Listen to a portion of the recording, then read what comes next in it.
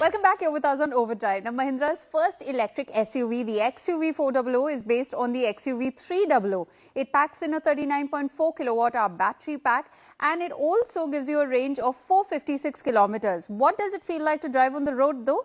Tuhin tells us.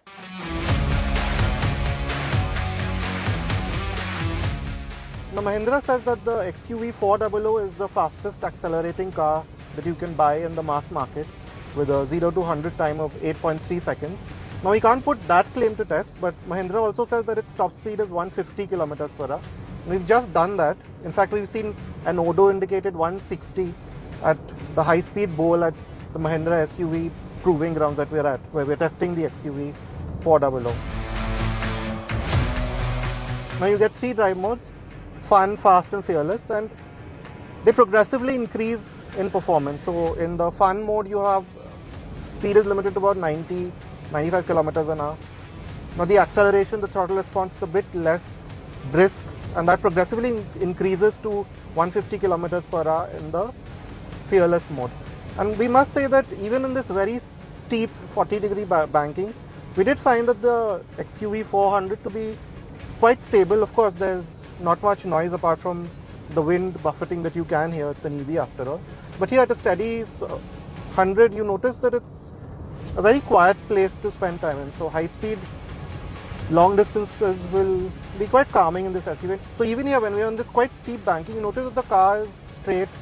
There's some movement, as you might expect, but again, it's quite stable for a car with a relatively short wheelbase on a high-speed bowl such as this one.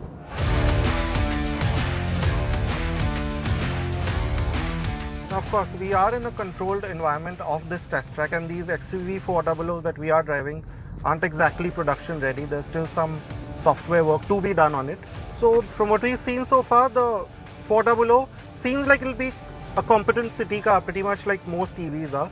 So in the fun mode, you have a decent amount of performance. It's perfectly enough for you to get around your daily maybe commute.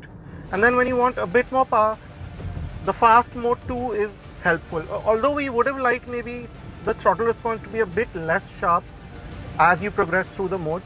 But other than that, it's a perfectly usable car in both those modes. It's got that steady sort of typical EV torque that you like so much.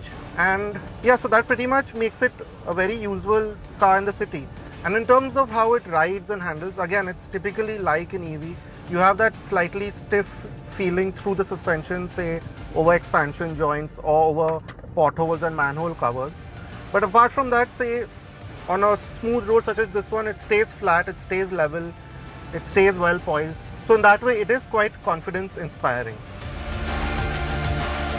Now, some of the things that we would have liked to have been better, and these have sort of carried over from the XUV300, is the feel from the steering. There isn't too much feedback, it's quite light. So say when you're on a long corner such as this one, you are sometimes second guessing what the car is doing.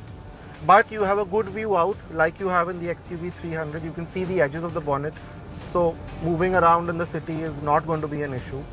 And similarly, the braking. Now, as you progress through the modes, you get varying degrees of regen, which we can't show you because the regen sort of gauge isn't exactly tuned and we can't even tell you what the range sort of figure is like in the real world.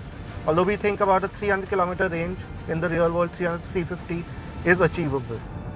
But what we would have liked with the regen is that the transition between the braking and the regen could have been a bit smoother.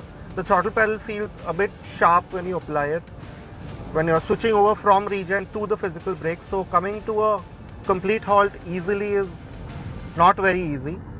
But apart from that, the regen itself seems quite strong, and you have this L mode, which is quite useful. It's typically what B mode would be in many of these EVs and hybrids, and as you can see, we're coming to a complete halt. It can do that. And you don't have paddles to control the regen, which makes this L mode extremely useful in the city. So you can pretty much one pedal drive in the city, just control your speed and deceleration through the accelerator, which will make it even more easy and even more efficient to drive in the city. Now, to go back to the way the XUV400 handles, there is good news here. Now, we didn't like the steering, but the body movements, they are quite confidence inspiring. As you can see, the car There's not too much body roll, mainly thanks to all the weight being below you. And the car stays true to its line. So like the recent spate of Mahindra's, the XUV400 is again quite a nice car to drive. Now the XUV400 only goes on sale by January of 2023. But given a choice, would you pick one? See, we can't tell you exactly how efficient it is, but with over 450 kilometers of range, even on the AREA cycle, there is reasonable, usable real-world range to be had from the car, we think at least. And we would have liked a few more features, maybe at par with what you get in the XUV300. But aside from that, the car is spacious, it's comfortable, it's nice to drive, and you have all the benefits that you look for in an EV in the XUV400. So we think generally this should be another successful product from Mahindra. What is your first impression of the XUV400? Do head into our YouTube channel and let us know in the comment section. We'll be back after this very short break to tell you all about Bengaluru-based startup's first electric motorcycle, the Overdrive.